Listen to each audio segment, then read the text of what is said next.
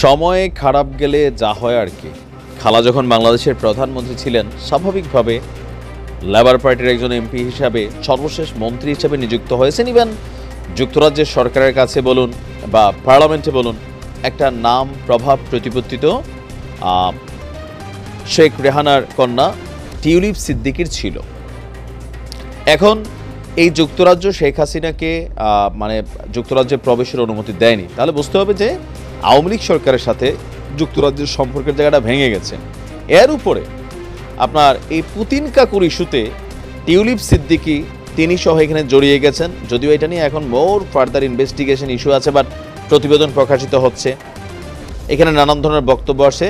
তো এই মুহূর্তে এসে তিনি যে সাজাটার মুখোমুখি হচ্ছেন, অনেকে বলছিল মনে হয় কোনো সাজা হবে না, তিনি রক্ষা পেয়ে যাবেন, বাট শেষ রক্ষা হয়নি। তবে এটা অন্য ইস্যুতে। অন্য ইস্যু কোনটা?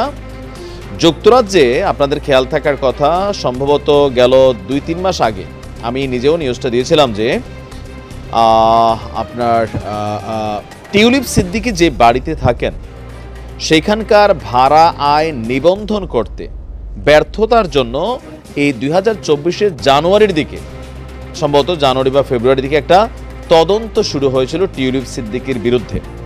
তিনি বাড়িওয়ালা হিসাবে আইনি বাধ্যবাধকতা বজায় রেখেছেন কিনা তা নিয়ে প্রশ্নের সম্মুখীন হচ্ছেন।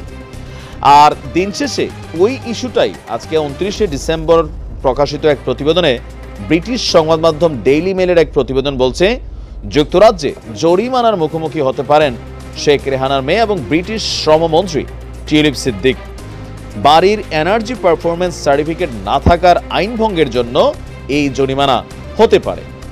তো ডেইলি মেইল খোঁজ নিয়ে বলছে, টিউলিপ যেখানে থাকেন সেই বাসাটি কিনেছিলেন তার স্বামী। সমস্ত ভাড়া দেওয়া সম্পত্তির একটি এনার্জি পারফরমেন্স সার্টিফিকেট থাকে, কিন্তু উত্তর লন্ডনের ঠিকানার ওই বাসার সার্টিফিকেটটি খুঁজে পাওয়া যায়নি। প্রতিবেদনে আরও বলা হয়েছে, যেসব বাড়িওয়ালা এনার্জি পারফরমেন্স সার্টিফিকেট প্রবিধানগুলো 3 মাসের বেশি সময় ধরে মেনে চলেন না, তাদেরকে ন্যূনতম 10,000 পাউন্ড জরিমানা করা হতে পারে। মেইল অন সানডে বলছে, ওই সম্পত্তি টিউলিপ সিদ্দিকের স্বামী 2018 সালে 8,65,000 পাউন্ডে কিনেছিলেন। এটি একটি ভাড়া সংস্থা পরিচালিত করে। শ্রমমন্ত্রী হিসাবে ব্রিটিশ আর্থিক পরিষেবা নীতি সংস্কার এবং নিয়ন্ত্রণ করা টিউলিপের নামে এর আগেও সংসদীয় নজরদারি সংস্থা তদন্ত করছিল। টিউলিপ প্রায় 14 মাস ধরে ফ্ল্যাটে 10,000 পাউন্ডের বেশি ভাড়া আয় সঠিকভাবে দেখাতে ব্যর্থ হন।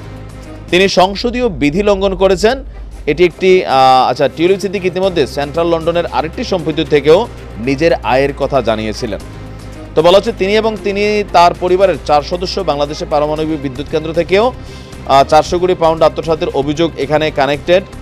তো এর মধ্যে ক্যাবিনেট অফিসের প্রোপাইটি অ্যান্ড এথিক্স টিম টিউলিপের সাক্ষাৎকার নিয়েছে।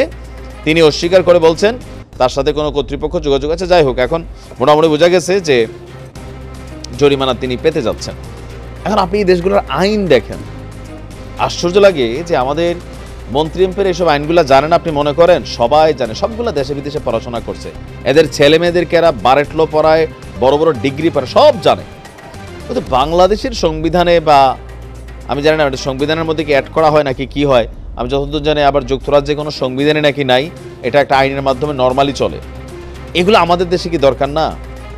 দরকার। আমাদের দেশে নির্বাচনের সময় হলফনামা দেয়, তারপরে মাছ বেচা ধান কইরা একজন 100-150 কোটি টাকা শুধু এক সেশনের মধ্যে বানাই ফেলে।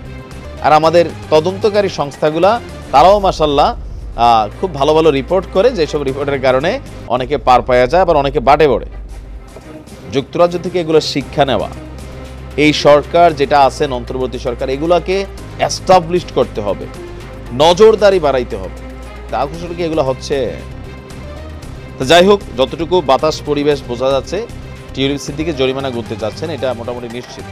ভালো থাকুন।